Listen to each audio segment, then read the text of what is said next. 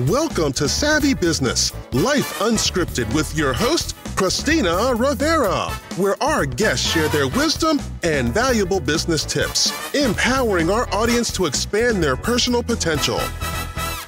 Hi, Caitlin Collins. Welcome to Savvy Broadcasting Life Unscripted. I'm so grateful to have you here today. How are you? Very good. Thank you so much for having me, Christina. It's so nice to meet you. Oh my gosh, you betcha. You work with BetterWorks and you're an organizational psychologist. For people who don't know what that means exactly, what is an organizational psychologist? What is that?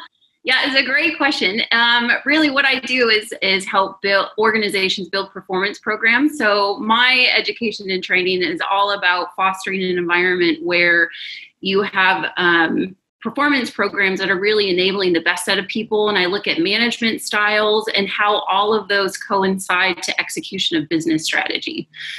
So I take a very people first approach on how we look at this, but the end result is let's get people up and running really great at their jobs, and then businesses are able to move faster. So do you work very closely with the HR department or just all of the different departments together, or how does it work? Yeah, quite often. I'd say mostly like HR, yet learning and development and however they're structured, and also the executive team. So a lot about enabling performance programs starts at the top. So there's a lot to understand about what they want to drive, what do the executives and the business want to get out of taking the next step, what does that delta look like? And so I work with different areas in the business. What has been your perspective working, say, with businesses or employees where they have been in a job for a long time and they don't really feel fulfilled anymore? They don't feel like they're bringing their all. How do you begin to pull out of them their best and their potential? Yeah, that is a great question, because I think we all come to this place where we might plateau or feel a bit stagnant in our job. So my advice on that to employees is just to understand, is there any room where you can take something that you're working on and personalize it more to yourself? What is it that you're doing that's really enabling the growth of your career? And if you really feel like you've just manned out of it, then it's a really good opportunity to assess what you might be able to work on to take the next step into a new role. Yeah, you know what's interesting for me, Caitlin, I've worked in a number of different corporations in the past where, let's say I'm in a part of I've always been accounting, but I've been in a section of accounting and I'm like, this is really interesting, but it's the same thing day after day. And I'll say to my coworkers, hey, can I help you on your department to get more of a understanding of how the whole bits work together? And sometimes I bridge from one side of accounting into another part where it's broader and I get to use a different set of abilities and talents and grow myself even more. Yeah, I think that's a great example. I find that I get in the same place too. Sometimes I get a little bit stagnated and what I'm doing day in and day out. And I find the more I'm able to maybe start a project that's opens to collaboration across different areas of the business, really learn maybe more about marketing, see how I can support more of our sales folks. There's different areas where I definitely can focus to stretch myself. Yeah, and I think it's probably a good advice for someone out there if you're feeling a bit bored with your job, that you might want to ask your boss, and I've done that in the past, hey, where can I help out in a different department, or maybe outside of work, learn some HR or other parts of the company where I can maybe grow other parts of my skills I didn't know I had. Because that happened for me. They asked me to go up there and do a couple presentations and training. I'm like, I am not a trainer. I'm not a teacher. I don't want to do this. But actually, I found that afterward, that's how I got started ending up doing a podcast, is I found that I actually like speaking, but I would have not known that had they not pushed me to get up there and do some speaking and training. Oh, that's wonderful. I think we learn more about ourselves and the difficult things we challenge ourselves to do. So that's a great example. Yeah. So tell me, you work with BetterWorks, but what is the whole strategy since COVID? How does that affect BetterWorks? How have you grown and maybe explored and expanded? Yeah, it's been an interesting time to say the least. And I think everyone can say that. So I don't think that's anything new. But it's been interesting to listen to CEOs of organizations try and navigate through what they're struggling with and what that looks from a business perspective and a people perspective. And I think the biggest things that I really hear is, well, what do we do now? We've either had to lay off a good percentage of our workforce, and that creates trauma within the organization for people even that are left behind. Wow. Wow. They might have to figure out how to expand in a shrinking market right now, or maybe they need to go into a new one. And so all of that is looking at different types of behaviors they're going to have to tap into their people because they're having to do something new. And so a lot of ways that I've worked with coaching our customers around is to say, well, first, let's just be vulnerable together and lean into the fact that this is really hard. And let's be really transparent with people to say, okay, this is where we're going to have to pivot as a business because X, Y, and Z happened. Our market external forces are changing. Our internal forces are changing. And what does that mean for people? So when we talk about being really transparent about shifts we're making from a business perspective, how are we making sure that people still feel connected to that and they understand that their role serves a purpose, that the work that they're doing is really helping the business to grow in a new direction. So while it's been really difficult, we as people, we're really resilient. And I think if we lean in a fact where this is tough, I think organizations have started to become really innovative as far as thinking new ways to explore how do they impact their people, their employees in a different way, and therefore how do they impact their customers in a different way.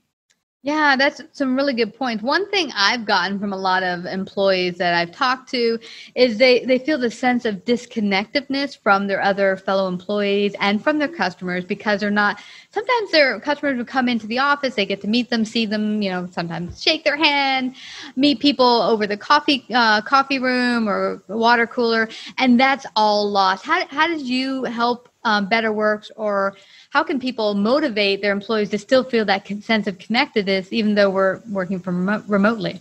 Yeah, I can say I feel that myself. I miss the frequent chit chat and just being able, it's such a difference in being able just to walk to the next office or roll your chair over to say, hey, what do you think about this? And being able to have those quick conversations rather than making sure you're scheduling an intentional Zoom meeting. Yeah, exactly. Or calling someone and they're not at their desk and you could just walk over and say, hey, what do you think, Caitlin? Yeah. Or just, work on building the relationship and that connectivity, like you said, I think is so valuable. Mm-hmm. And I think we just have to look at it differently these days. So where I see the trend going in workforces is this is probably going to be here to stay. I think when we come back to our new normal, what we're looking at is being able to right now, we're able to expand our talent market. So rather than if my business is located in New York, I don't necessarily have to have people in New York. I can extend that. So I think working from home is going to start to be more the norm as we measure this out. And I think building and fostering an environment of that connectivity is just going to look so different.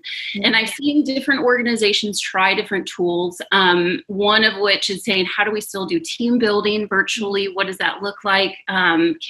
Is there a space where we can have maybe like a virtual open office hours so people can pop in and out?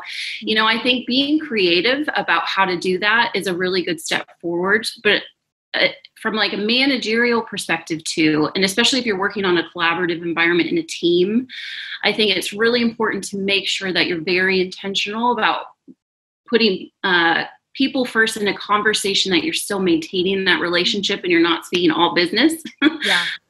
And that those moments, those meetings are part of your schedule and part of your calendar. And we're just communicating differently now. Yeah, you're right about that. Because one thing the company I work with was doing, we're doing book reads together, book clubs, and then happy hours where we'd all just bring our own bottle of wine and we'd be sitting there talking. And we were watching on one time the Lion King thing. What do you call that thing on Netflix that everyone was talking about? Oh, the Tiger King. Yeah, the Tiger King. Yeah, so we were doing a watch party and everyone was totally obsessed with it. So yeah, there's different ways to bring that about. Even game night they were doing. We order our own pizza or food and do that. So, and then HR even did this one thing where, we're going to assign you one other coworker you don't know from another department. You're going to have lunch with them via Zoom. I love that idea. So there's different ways to do that. It's a different form of communication. Yeah, it's kind of nice to just reach out and touch someone or be close to them. But there are still ways to keep in contact and still build those connections, even now working from home. Yeah, I think so too. Like for our company, I love what we do all kinds of different things, trying to be creative about how we approach our own employees. And we'll have like a regular business meeting, but they've cut the agenda to be really short during that time. And the second half is they break everyone up into small Zoom groups. And you can either just chit chat about what's going on, just having that opportunity available for a few minutes is so nice. Well, what's interesting, Caitlin, I found talking to either friends or associates or employees that one of the things that's been stressful is that boundary setting, where when we first started working from home and we didn't have those connections, working in an office, one of the things, you can go to the water cooler, you can talk to friends in the office and you get a cup of coffee, but there would be those cues like, oh, it's lunchtime now, everyone's going to lunch, and you go to lunch. Or there'd be those cues where people are starting to leave and, oh, it's time to go home. People were telling me now I'm just like working till 10 at night because there's no one there telling me to stop. And I have nowhere to go. I don't have to take the train. I don't have to drive home. So I just keep working. And so there was this kind of overly, people were working a lot more. I think I heard in one report, it was up to 20% more work that people are putting out. And so it got to be unhealthy. I think the first couple of months, people were trying to figure out how to put up those boundaries again. I agree. I think I definitely fall into that category.